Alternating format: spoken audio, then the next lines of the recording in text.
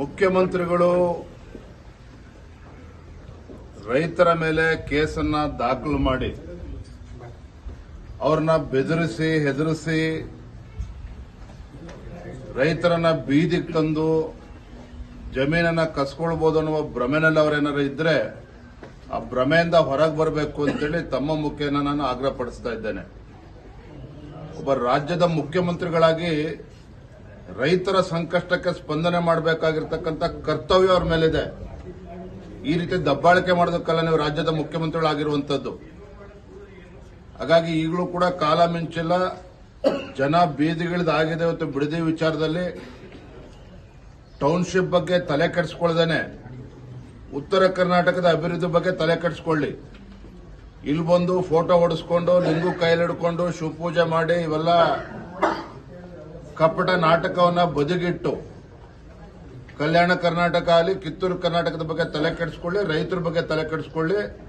ರೈತರ ಇವತ್ತು ಆದ್ಯತೆ ರಾಜ್ಯದ ಮುಖ್ಯಮಂತ್ರಿಗಳಿಗೆ ಕಾಂಗ್ರೆಸ್ ಸರ್ಕಾರಕ್ಕೆ ಆಗಬೇಕೇ ವಿನಃ ಟೌನ್ಶಿಪ್ಗಳಲ್ಲ.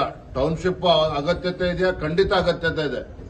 ಆದರೆ ರೈತರ ಜಮೀನನ್ನ ಕಸ್ಕೊಂಡು ಮಾಡೋದಕ್ಕೆ ಸಾಧ್ಯ ಇಲ್ಲ.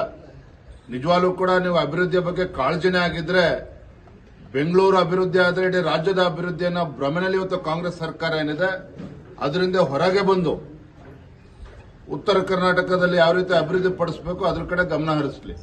ಯಾಕೆ ಸರ್ ಪಟ್ಟು ಹಿಡ್ಕೊಂಡು ಕೂತಿದೆ ಸರ್ಕಾರ ಅಂತ? 80% ರೈತರು ಒಪ್ಪಿಗೆ ಇದೆ ಅಂತ ಹೇಳ್ತಾರೆ ಸಿಎಂ. ಟಾಸ್ಕ್ ಏನಾದ್ರು ಕೊಟ್ಟಿದ್ದಾರೆ ಡಿಕೆಶಿ ಅವರು? ಬಿಡದಿ ಟೌನ್ಶಿಪ್ ಜೊತೆಗೆ ಕನಕಪುರದಲ್ಲಿ ಏರ್ಪೋರ್ಟ್ ಅನ್ನ ಏನ್ ಮಾಡೋದಕ್ಕೆ ಹೊರಟಿದ್ದಾರಲ್ಲ, ಇವೆರಡೂ ಕೂಡ ಒಟ್ಟೊಟ್ಟಿಗೆ ಸೇರ್ಕೊಂಡಿದೆ. ಮತ್ತೆ ಡಿ.ಕೆ. ಶಿವಕುಮಾರ್ ಅವರು 100 ಎಕರೆ ಅಲ್ಲ 1000 ಎಕರೆ ಜಮೀನನ್ನ ಅಲ್ಲಿ ಇದೆ ಅನ್ನೋ ಚರ್ಚೆಗಳು ಕೂಡ ಅಲ್ಲಿ ಜನಸಾಮಾನ್ಯರು ಇವತ್ತು ಮಾತನಾಡ್ತಾ ಇದ್ದಾರೆ. ನಾನು ಅದಕ್ಕೆ ಅವತ್ತಿಂದ ಕೂಡ ಹೇಳ್ತಾ ಇರುವಂತದ್ದು, ರಾಜ್ಯದ ಮುಖ್ಯಮಂತ್ರಿಗಳಿಗೆ ರೈತರ ಬಗ್ಗೆ ಆಸಕ್ತಿ ಇರಬೇಕೇ ವಿನಃ ರಿಯಲ್ ಎಸ್ಟೇಟ್ ಬಗ್ಗೆ ಅಲ್ಲ. ರಿಯಲ್ ಎಸ್ಟೇಟ್ ಬಗ್ಗೆ ಮರೆತು ರೈತರ ಬಗ್ಗೆ ಆಲೋಚನೆ ಮಾಡಿದ್ರೆ ಬಹುಶಃ ಇವತ್ತು ಬಿಡದಿನಲ್ಲಿ ರೈತರು ಬೀದಿಗಿಳಿದು ಹೋರಾಟ ಮಾಡುವಂತ ಪರಿಸ್ಥಿತಿ ನಿರ್ಮಾಣ ಆಗ್ತಾ ಇರಲಿಲ್ಲ. ರಾಜ್ಯದ ಅಭಿವೃದ್ಧಿ ಅಲ್ಲ, ಅವರ ಅಭಿವೃದ್ಧಿಗೋಸ್ಕರ ಮುಖ್ಯಮಂತ್ರಿಗಳ ಆದ್ಯತೆ ಏನು ಅಂತೇಳಿ ಇದರಲ್ಲೇ ಗೊತ್ತಾಗ್ತದೆ.